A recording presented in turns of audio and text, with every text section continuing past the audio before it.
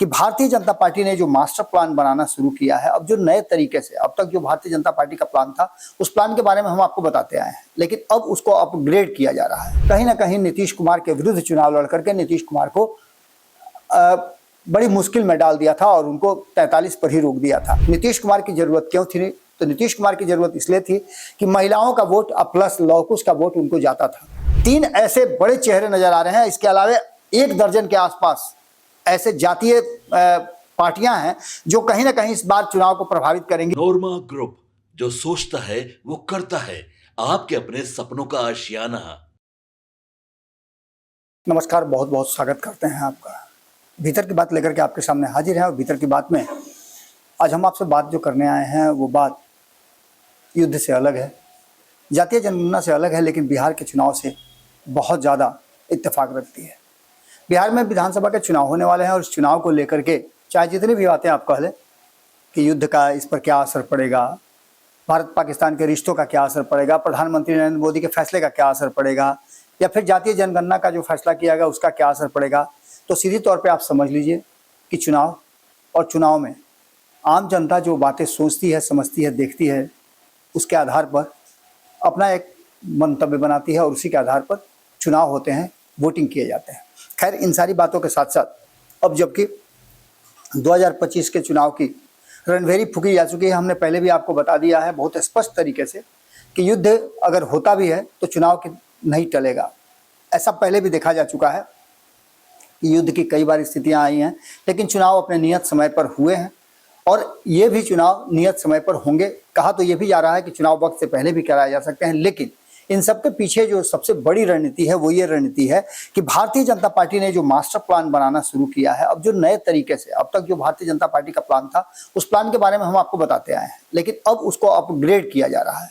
Bharatiya Janata party ने जो plan बनाया उस प्लान में नीतीश कुमार साइड में है। नीतीश कुमार के बिना भारतीय जनता पार्टी कैसे बिहार में अपनी सरकार बनाएगी और कैसे अपना मुख्यमंत्री बनाएगी, इस दिशा में यदि आप सोचना शुरू करेंगे तो आपको सीधे तौर पर लगेगा कि भारतीय जनता पार्टी उस दिशा में बड़ी तेजी से आगे बढ़ गई है। लगातार प्रधानमंत्री नरेंद्र मोदी का बिहार में कार्यक्रम लगाया जाना इस बात की तरफ इशारा करता है, और खास करके तब जब देश में सबसे ज़्यादा टेंस माहौल हो और सभी जगह के कार्यक्रम रद्द कर दिए जाते हो लेकिन बिहार वाला कार्यक्रम किया जाता हो, तो इसके पीछे का कारण भी आप समझ सकते हैं। तो वहीं इस बात को समझ करके कहीं ना कहीं कांग्रेस भी ये बात जान गई है कि भारतीय जनता पार्टी का पीछा करने के लिए उसे भी अपने सहयोगी दलों को, क्षेत्रीय दलों को कहीं ना कहीं अब माइनस करना पड़ेगा और अपने खुद आगे बढ़ करके अपने हाथ में कमान लेना होगा। और यही स्थिति जो आपने देखा होगा कांग्रेस ने बिहार में किया है, और राहुल गांधी लगातार प्रधानमंत्री नरेंद्र मोदी के पीठ पर खड़े हैं। जितना बार आते हैं उतना ही बार राहुल गांधी भी बिहार में आकर के माहौल को बदलते हैं और बहुत हद तक उन्होंने माहौल को बदला भी है।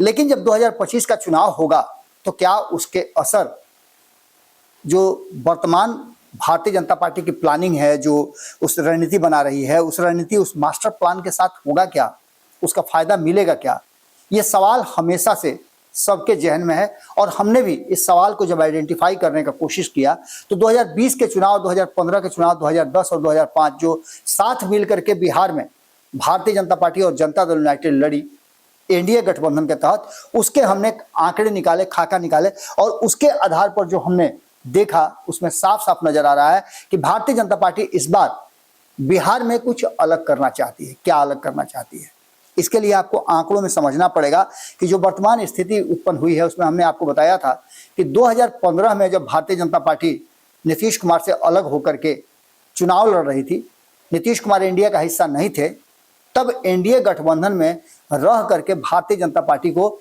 बेहतर विकल्प माना गया था ईबीसी के द्वारा। गैर यादव ओबीसी और ईबीसी, इसने जो वोट किया था वो भारतीय जनता पार्टी के लिए वोट किया था और भारतीय जनता पार्टी को वोट किया था। भारतीय जनता पार्टी के अपने वोट में जो इजाफा हुआ था उसमें 8% के आसपास वोट इस ईबीसी और ओबीसी का आया था, गैर यादव ओबीसी का। नीतीश कुमार भले ही, जैसे आपने 2020 में भी देखा होगा कि महागठबंधन को 43% और एनडीए गठबंधन को उससे कम आने के बाद भी सरकार एनडीए गठबंधन की बनी। बहुत कांटे की लड़ाई थी और इसमें तेजस्वी यादव लगभग 10-12 हजार वोटों से पिछड़ गए थे। वरना उनकी सरकार बन गई होती। अब जो वर्तमान स्थिति बनी है और जो पिछले रिकॉर्ड को हम देखते हैं तो उस रिकॉर्ड के हिसाब से 2020 के चुनाव में जो परिणाम हमारे सामने आए थे उसमें राष्ट्रीय जनता दल सबसे बड़ी पार्टी बन के आई थी, 75 सीटें जीता था। दूसरे नंबर पे भारतीय जनता पार्टी थी जिसको 24% वोट मिला था और उसके 74 सदस्य जीत करके आए थे। इसके बाद जनता दल यूनाइटेड का नंबर था जो 43 जीत करके आई थी। उसके बाद कांग्रेस का नंबर था जो महागठबंधन का हिस्सा थी। चौथे नंबर पे 19 सीट जीत करके आने वाली कांग्रेस थी जो 70 सीटों पर चुनाव लड़ी थी। उसके बाद फिर महागठबंधन की ही एक घटक दल थी जो 5वें नंबर पर थी और वो लेफ्ट की पार्टी थी। छठे नंबर पर AIMIM जो दूसरे गठबंधन जिसमें उपेंद्र कुशवाहा का गठबंधन था, ग्रैंड अलायंस, उसमें से 6 सीटें जीत करके आई थी, जिसमें से 5 सीट जीत करके AIMIM आई थी और 1 सीट बसपा को मिला था। 1 सीट लोक जनशक्ति पार्टी भी लड़ी, लगभग 140 सीटों पर चुनाव लड़ी थी और 1 सीट जीत करके आई थी। 9 सीटों पे वो दूसरे नंबर पे रही थी और बाकी के लगभग 30 से 35 सीटों पे उसने कहीं ना कहीं नीतीश कुमार के विरुद्ध चुनाव लड़ करके नीतीश कुमार को बड़ी मुश्किल में डाल दिया था और उनको 43 पर ही रोक दिया था। और उसके बाद 1 सीट जो है निर्दलीय जीत करके आए थे। ये सभी जो आंकड़े बनाए गए थे और जिस तरह की रणनीति बनी थी वो साफ साफ इस बात की तरफ इशारा कर रही थी कि कहीं ना कहीं 2020 के आंकड़ों को यदि हम देखें तो उस आधार पर नीतीश कुमार के बिना भारतीय जनता पार्टी सत्ता तक पहुंचती हुई दिखाई नहीं दे रही है। लेकिन जो नई रणनीति है उसमें कहीं ना कहीं जो पत्ता खेला है भारतीय जनता पार्टी में, खास करके अमित शाह और नरेंद्र मोदी ने, वो पत्ता साफ साफ नजर आ रहा है। नीतीश कुमार को ये तो कहा जा रहा है कि आप हमारे लीडर होंगे, आप ही के नेतृत्व में चुनाव लड़ा जाएगा, लेकिन उनको मुख्यमंत्री बनाने की जब बात होती है तो उस पर सभी, कुछ लोगों को छोड़ करके सभी जो है बैकफुट पर चले जाते हैं। खैर, इन सारी बातों को लेकर के जो EBC का वोट बैंक है वो किसके साथ रहेगा, तो एक बात आप समझ लीजिए कि बार बार जो 2005 से पहले के बिहार की बात की जा रही है और तेजस्वी यादव जिस तरह से आम जनता के बीच जाने की शुरुआत कर चुके हैं, लालू स्टाइल में वो अब सड़क पे भी आने लगे हैं। अभी हमने तस्वीर देखा कि एक महिला सड़क पे घायल मिली, उसे तुरंत अपनी गाड़ी पे बैठा करके उन्होंने अस्पताल भेजा। ये तेजस्वी यादव का बदला हुआ स्वरूप है।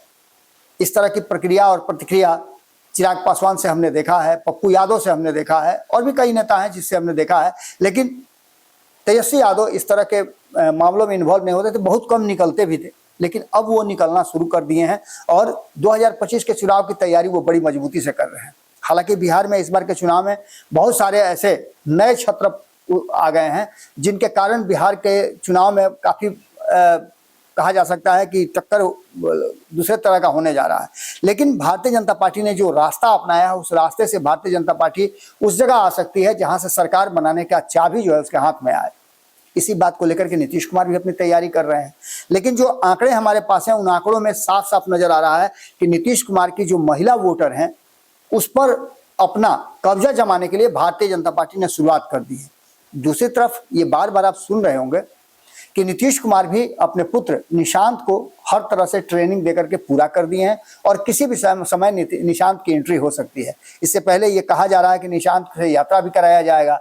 नीतीश कुमार यात्राओं के ही सरताज माने जाते हैं और उसी के आधार पर वो अब तक 9 बार बिहार के मुख्यमंत्री का शपथ ले चुके हैं। 10वीं बार लेने की जो स्थिति है वो उत्पन्न होती है या नहीं होती है ये तो अभी सवालों के घेरे में है, क्योंकि 2025 के चुनाव परिणाम के बाद जो रिजल्ट आएंगे उस पर निर्भर करेगा कि कौन मुख्यमंत्री का चेहरा होगा और किसको मुख्यमंत्री की शपथ दिलाई जाएगी। लेकिन इससे पहले हम आपको बता दें कि 2025 में ये खुल्लम खुल्ला जो है कास्ट पॉलिटिक्स शुरू हो चुकी है। इससे पहले आपने देखा होगा कि वो दब करके होती थी। MY समीकरण को माना जाता था कि सबसे ज्यादा कट्टर कास्टिज्म वहीं होती है। लेकिन इन सब के बावजूद अब भारतीय जनता पार्टी ने जातीय जनगणना देश भर में कराने की बात कह करके कहीं ना कहीं खुल्लम खुल्ला कास्टिज्म को लेकर के अब चुनावी मुद्दा उसे बनाने की तैयारी में लग गई है। अब इसको लेकर के जो आंकड़े हैं उसको आप अच्छी तरह समझ सकते हैं। नीतीश कुमार की जरूरत क्यों थी? तो नीतीश कुमार की जरूरत इसलिए थी कि महिलाओं का वोट अब प्लस लौकुश का वोट उनको जाता था। लगभग 8% के आसपास लौकुश समीकरण का वोट था, तो वहीं महिलाओं का वोट जो है नीतीश कुमार को जाता था। उसमें से 50% सीधे नीतीश कुमार को जाता था, बाकी में बंटवारा होता था। इसको आप 70% तक भी कह सकते हैं और 30% में बाकी लोगों को बढ़ता था।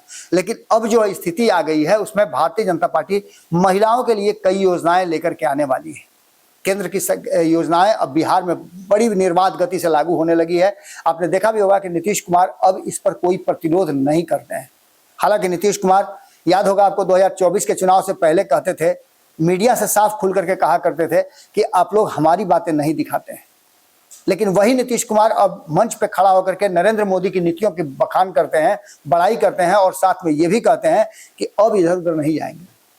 2 बार चले गए थे, अब नहीं जाएंगे।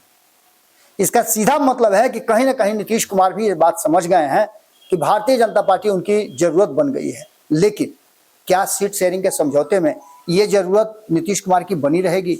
ये सारी बातें कहीं ना कहीं आंकड़ों पर निर्भर करती है। और आंकड़ों की दृष्टि से अगर हम देखें तो कहीं ना कहीं नीतीश कुमार के महिला वोटरों पर भले ही भारतीय जनता पार्टी की नजर हो, लेकिन जो सामने नजर आ रहा है उसमें देखा जाए तो एनडीए को जो वोट मिले थे, उस वोट को इस बार हम अगर देखते हैं तो एनडीए के वोट में इजाफा होता हुआ दिखाई दे रहा है। इजाफा इसलिए हम कह रहे हैं कि इस बार खुल्लम खुल्ला जो है वोटों की हेरा फेरी और वोटों की उठापटक शुरू होगी।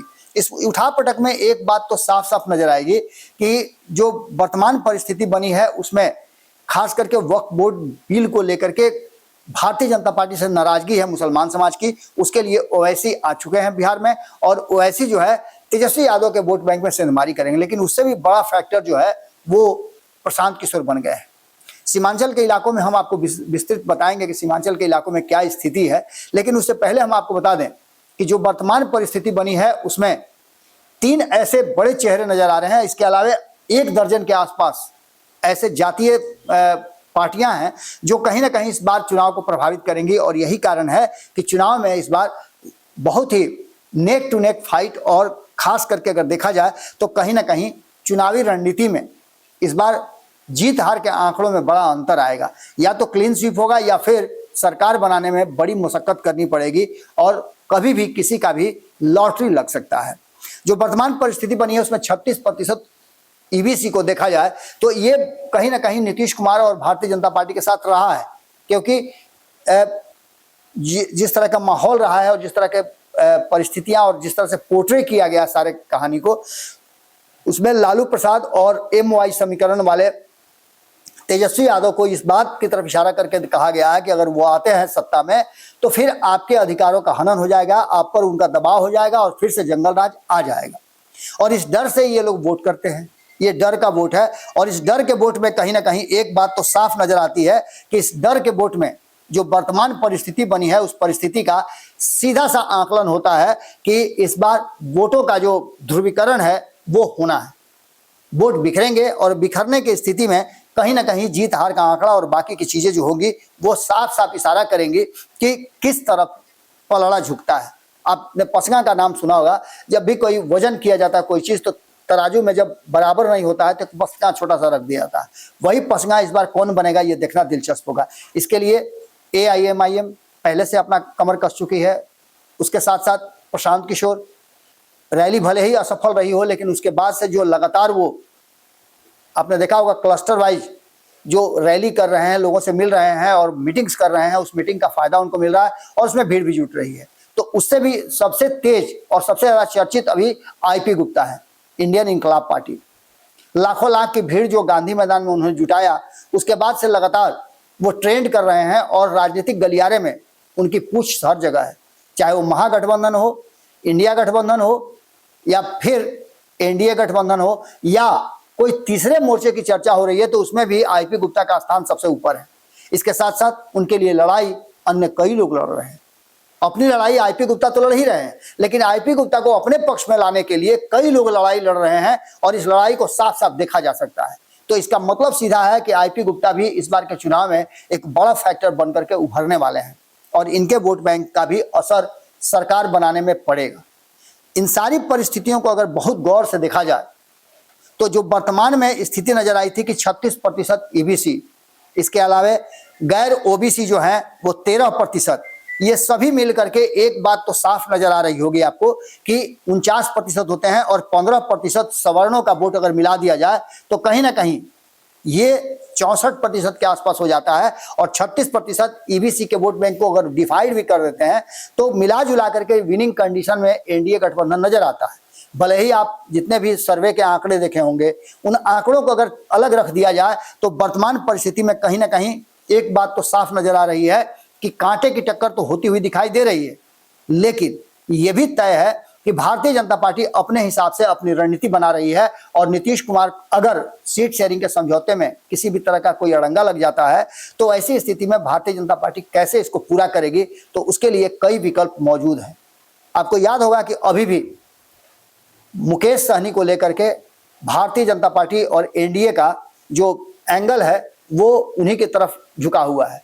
कभी भी किसी भी परिस्थिति में उनसे दुश्मनी करके नहीं, बल्कि उनके साथ दोस्ती बनाए रखने के लिए हमेशा से भारतीय जनता पार्टी प्रयास करती रही, तैयारी करती रही। हालांकि मुकेश सहनी ने साफ कर दिया है कि वो एनडीए की तरफ नहीं जा रहे हैं, महागठबंधन में ही रहेंगे, और वहां उन्होंने सीट शेयरिंग के समझौते वगैरह की भी बात अपनी कर दी है। लेकिन जब एनडीए की स्थिति गड़बड़ाएगी और एनडीए से घटक दल जब भागना शुरू करेंगे, जैसे आपने देखा भी होगा कि नीतीश कुमार और उपेंद्र कुशवाहा की मीटिंग हुई है, इस मीटिंग के बहुत सारे मायने निकाले जा रहे हैं। तो इन सारी परिस्थितियों से निपटने के लिए जो वर्तमान स्थिति है उसको लेकर के एक बात तो साफ नजर आ रही है कि भारतीय जनता पार्टी ने जातीय जनगणना का अनाउंसमेंट करने से पहले जो अपने लोगों को मंत्रिमंडल में शामिल किया, उसमें से आपको याद होगा कि 3 पिछड़ा, 2 अति पिछड़ा और 2 सवर्ण को शामिल करके ये बता दिया कि अति पिछड़ा में गैर यादव जो हैं वो उसके साथ रहें, उनको फायदा मिलेगा। उसके बाद अति पिछड़ा अगर नीतीश कुमार के साथ जाते हैं, लेकिन उससे ज्यादा वो उनको प्रश्रय दे रहे हैं। इसके पहले आपने देखा कि भीम सिंह को भेजा गया, इससे पहले आपने देखा कि धर्मशिला गुप्ता को भेजा गया राज्यसभा। ये सारी चीजें कह करके, और इसके अलावे अभी अभी एक वकील हैं मनन मिश्रा, उनको भी भेजा गया। यानी तीनों वर्गों से उन्होंने भेज करके ये बात साबित कर दिया कि आप मेरे साथ हैं। और चिराग पासवान ऑलरेडी जो है दलित वोटरों के साथ, वोट लेकर के उनके साथ खड़े हैं। उसके बाद जीतन राम मांझी खड़े हैं। तो ऐसी स्थिति में आप समझ सकते हैं कि भारतीय जनता पार्टी ने जो रणनीति बनाई है उसमें नीतीश कुमार के बिना भी सत्ता में कैसे पहुंचा जाए, उसकी तैयारी शुरू हो चुकी है। अब देखना यह होगा कि नीतीश कुमार इस चीज को समझ करके क्या फैसला लेते हैं। सब कुछ निर्भर करता है आने वाले वक्त में। और इस बार जो प्रधानमंत्री नरेंद्र मोदी का कार्यक्रम होगा, उस कार्यक्रम से बहुत कुछ स्पष्ट होकर के निकल के सामने आएगा, क्योंकि तब भारतीय जनता पार्टी की स्थिति जो है वो साफ साफ नजर आएगी कि भारतीय जनता पार्टी किस परिस्थिति में, किस स्थिति में अपने आप को बिहार में लॉन्च करना चाहती है और उसके मायने क्या निकलते हैं। जुड़े रहिए भारत लाइव के साथ, खबरों का सिलसिला लगातार जारी हो। बहुत बहुत धन्यवाद, नमस्कार। आपके सपनों को हमने सजाया है, ई होम्स पैनोरामा को हमने बनाया है। ई होम्स मेरा एक सपना था जिस पे मैं पिछले 4 साल से काम कर रहा था। हमने जो बनाया है वो सबने है माना। ई होम्स पैनोरामा में हो आपका भी आशियाना। और फाइनली हमने 2021 में इस प्रोजेक्ट को लॉन्च किया। बहुत लोग अप्रिशिएट कर रहे हैं कि पूर्णिया जैसे शहर में, बिहार के, एक तो बिहार की बात करें उसमें भी पूर्णिया जैसे छोटे जगह में इस तरह का लाइफस्टाइल देना, ये सुन के हम लोगों को बहुत अच्छा लगता है। ई होम्स में हमने कुछ और भी किया है, जैसे हम जिस जगह में रह रहे हैं हमारे फैमिली सिक्योर हो, उनको सिक्योरिटी का ध्यान में रखा है। आपकी सुविधा और सुरक्षा आपके लिए खास है, ये आपका विश्वास है। इसमें आर्टिफिशियल इंटेलिजेंस का 7 लेयर सिक्योरिटी का हमने इस्तेमाल किया है। लस ग्रीन कैंपस को बनाया है। यदि हमारा बाउंड्री वाल है तो वो वर्टिकल गार्डन है। ये जितनी भी फैसिलिटी होता है एक इंटरनेशनल टाउनशिप में ई होम्स है, ये हम लोग विश्वास नहीं कर पा रहे हैं। जो भी हमारे मित्र, दोस्त या जो भी हमारे बाहर के बाहर आते हैं तो हम लोगों को बहुत अच्छा सुनने को मिलता है और बहुत अच्छा क्रेडिट मिल रहा है। वो सारा हमने सिर्फ एक बिल्डिंग नहीं बनाया, हमें एक बहुत अच्छा लाइफस्टाइल दिया ई होम्स में, और मेरा एक सपना था जिसको मैं आज फुलफिल होते हुए देख पा रहा हूँ। ये आपका आवास है। ई होम्स पैनोरामा में अब आपका निवास है। E homes panorama, luxurious lifestyle redefined. Panorama group, जो सोचता है वो करता है। अगर ये वीडियो पसंद आई और वह बिहार के राजनीति और बिहारियत से सरोकार रखेनी तो सब्सक्राइब बटन दबा के चैनल के सब्सक्राइब कर ली। ओजे एगो घंटी बा, ओकरा बटन दबा देला से कुल सटीक और मारक खबर रुआ मुफ्त में मिल जाई। अगर रुआ पत्रकारिता के हमनी के नया प्रयोग में सहयोग कर चाहतानी तो ज्वाइन बटन दबा दी। पेटीएम नंबर नोट कर ली 9386 816